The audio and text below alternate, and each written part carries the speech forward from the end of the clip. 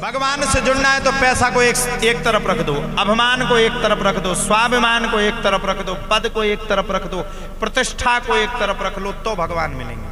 अच्छा, पद किसने दिया? भगवान ने। प्रतिष्ठा किसने दी? भगवान ने। पैसा किसने दिया? भगवान ने। हम क्या लाए थे ये बताओ? हम तो कपड़ा भी नहीं ले आए थे।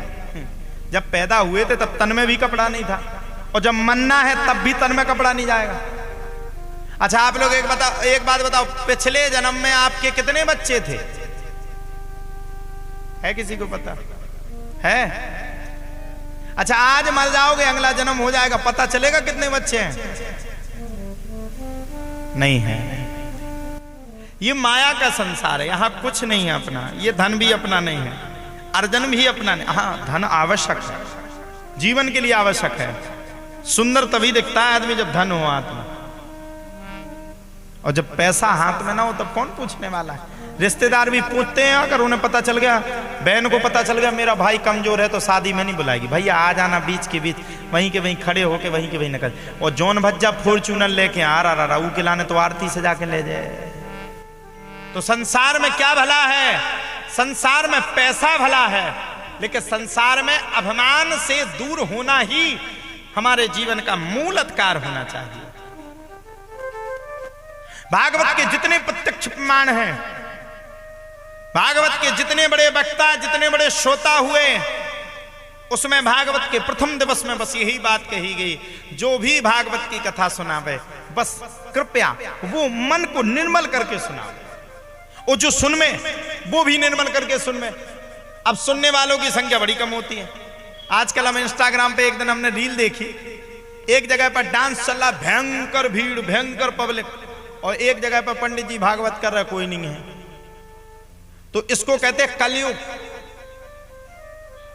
इन सब स्थिति परिस्थितियों को छोड़ करके हमें भागवत की कथा सुनना अत्यधिक आवश्यक है। भागवत कह रही है, एतस्माद् परम किंचिन मनः शुद्धेन विद्यते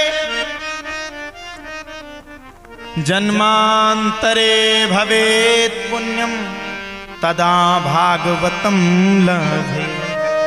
एक जन्म का पुण्योदय नहीं है दीक्षित जी, आपका कई हजार जन्मों का पुण्योदय हुआ है। पहली बार यजमान बने कि इससे पहले भी बन गए? भागवत में पहले भी बन गए। कितनी बार बन गए यजमान? 3। बस तो 3 तिगाड़ा, वैसे काम नहीं बिगाड़ा, 3 बार बन गए। भगवान ने आपको 3 मौके दिए। ये आप सहज भले की बात मत मानना। तस्माद् परम किंचन, एक जन्म नहीं, भागवत प्रत्यक्ष में कह रही है, जन्मांतरे कई जन्मों के पुण्योदय होते हैं, तब जाकर के भागवत की कथा में मुख्य यजमान बनने की भूमिका जिसको मिलती है, वो अपने आप को सौभाग्यशाली उसको समझना चाहिए। और एक बात और दूसरी बात, जो कथा को सुनना है, श्रवण कर रहा है, जैसे आप लोग विराजमान हैं, आपके भी कई जन्मों के पुण्योदय हुए हैं। आपका हमारा कोई किसी जन्म में लिखा होगा, ब्रह्मा जी ने लिख के दे दिया होगा कि हम कथा करेंगे, आप सुनोगे, तब आपको भागवत कथा सुनने का सौभाग्य प्राप्त हुआ। भागवत कथा सुनने का सौभाग्य प्राप्त हुआ। इस स्थिति में भागवत सुन लो, कब क्या हो जाए, कब कैसी स्थिति परिस्थिति हो जाए, कोई पता है? अभी आज सुबह हम आ रहे थे आपके यहां, हम वैसे 10 बजे आ जाते, पेट्रोल पंप पे हमें पता नहीं था कि डीजल पेट्रोल की क्या हो गया। पेट्रोल पंप पे पहुंचे, ओ भगवान, गदर सी मची, कोनो 10 ड्राम धने, कोनो 20 ड्राम धने, कोनो मुड़ी पे ड्राम धने, कोई कछू पे। इतनी भीड़, इतनी भीड़, इतनी भीड़ की इतनी भीड़ तो किसी नेता की रैली में ना हो जितना डीजल के लिए भीड़ लगी थी। हमने लगाया, अपनी गाड़ी को लगाया, हमें पहचानने वाले थे, गुरुजी आप? हमने कहा हाँ यार, जालौन जाना है, पठौना में कथा है, करके आते। हमने कहा डीजल मिल जाएगा? बोले गुरुजी खत्म हो गया। हमने कहा अब मरे, अगर लेट हो गए तो हमने कहा दीक्षित जी मन ही मन गाली देंगे कि देखो पंडित जी नहीं आए। दूसरे पेट्रोल पंप पे पहुंचे, उतना डीजल नहीं। तीसरे पे पहुंचे, वहां भी डीजल नहीं। चौथे पे पहुंचे, वहां भी डीजल नहीं। अब हमारे बहनोई साहब यही हैं स्यावरी में, सो उनका ट्रैक्टर चल रहा था, हमने उन्हें फोन लगाया, हमने कहा आप कहाँ हो? बोले हम ट्रैक्टर चला रहे हैं। हमने कहा एक काम करो, ट्रैक्टर बंद करो, डीजल है कि नहीं? बोले नहीं है। हमने कहा मरे। हमने कहा ट्रैक्टर को बंद करो। बोले क्यों? हमने कहा आपका गर्म हो जाएगा ट्रैक्टर। अब गर्म काहे को होना था, हमें तो डीजल लेना था। हम सीधे खेत पे पहुंचे। हमने कहा आपके पास सटक है? बोले हाँ। हमने कहा वो टंकी में डालो। बोले क्यों? हमने कहा हम पीक लगाओ। बोले अरे क्या कर रहे हो, ट्रैक्टर हमारा, तुम क्या कर रहे हो? हमने कहा कुछ नहीं, डीजल नहीं। हमने कहा डीजल दे दो यजमान के आ जाना। तब जाकर के डीजल 20-25 लीटर की व्यवस्था हुई, गाड़ी में डाला, जल्दी जल्दी भागे। और भाग करके जब हम यहाँ आए तो हमने पीयूष जी को बस एक ही बात कही। हमने कहा हमें दक्षिणा देना ना देना, लेकिन डीजल पहले भरवा के ले आओ। बोले कहा? हमने कि अगर बीच में बढ़ा गो तो जय सिया राम। हमने की सब चमक धमक खत्म, तुम हो हम 2 ही जने बैठे रहे। जब तक इनने फोन लगाया सो पता चला उसी पेट्रोल पंप वाले ने मना कर दिया, कोई डीजल नहीं।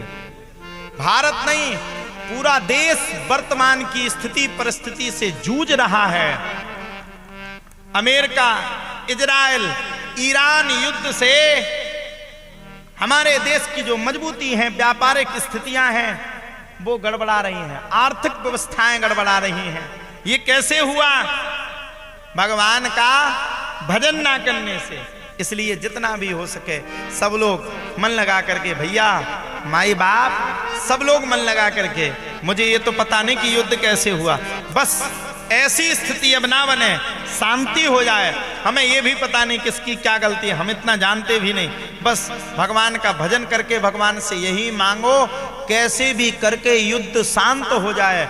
अगर युद्ध चलता रहा तो हमारे यहाँ की आर्थिक व्यवस्थाओं में बड़ी कमी आ जाएगी। हम तो अपने धाम पर 22 बेटियों की शादी करने के लिए जा रहे हैं, हम नहीं करने जा रहे, पूरा हमारा शिष्य परिवार ही उस कार्यक्रम को करवा रहा है 3 मई से लेकर के 12 मई तक। तो हम तो इसीलिए चिंतित है कि अगर डीजल बढ़ा गो तो हम जाना पे, लोगों को निमंत्रण नहीं दे पाएंगे। अभी तो बड़ा अच्छा लगा, अभी ये कथा हमने 2 बार आगे पीछे की। परसों नरसों 5 दिन पहले हमारा विचार आया कि दीक्षित जी से कह दें कि थोड़ा और आगे बढ़ा दो, लेकिन पीयूष जी ने कहा, बोले महाराज आगे तो नहीं बढ़ा पाएंगे। इसलिए नहीं बढ़ा पाएंगे क्योंकि हम सबके निमंत्रण लग गए। अभी हमारे यहाँ कन्या विवाह का उत्सव चल रहा है, उसकी तैयारियां हो रही, सबको निमंत्रण वगैरह सब चल रहे हैं, 22 बेटियों की शादी। हमने मन में विचार किया हो सकता है कि कुठोंदा वालों को भी हमें निमंत्रण देने के लिए जाना होगा, तो भागवत जो सुनता है उसका कल्याण हो जाए।